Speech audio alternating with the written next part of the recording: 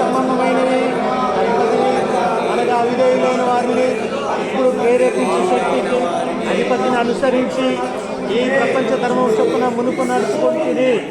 అవిధేయులైన పిల్లలు that they will walk through us, not through array word of God. సాతాను మనలో ఉండి దేవుని మాటకు అవిధేయత చూపించే వారిగా మనల్ని ప్రేరేపిస్తాడు.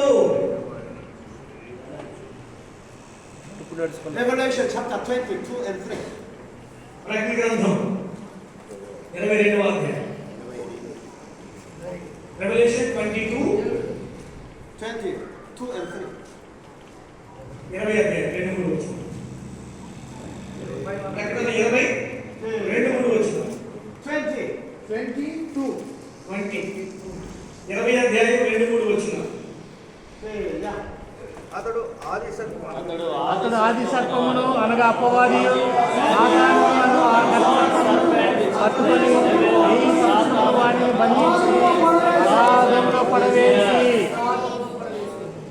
ఆ 1000 సంవత్సరములు గడిచే వరకు ఇక జనములను మోసపరుచుకున్నట్లు అగాధమును మూసి దానికి ముద్ర వేసిను.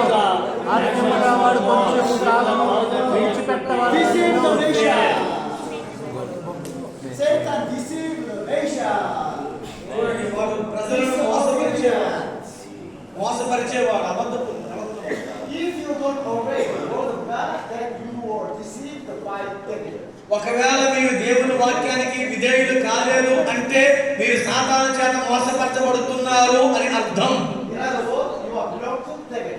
అప్పుడు మీరు దాని అర్థం ఏంటంటే మీరు సాతానికి సంబంధించిన వాళ్ళే తప్ప దేవుని సంబంధికులు car. You are serving Satan. మీరు తెలియకుండానే మీరు సాతాను ఆరాధిస్తున్నారు తప్ప దేవుడిని కాదు. If you go to church on Sunday and serve God, you are serving devil.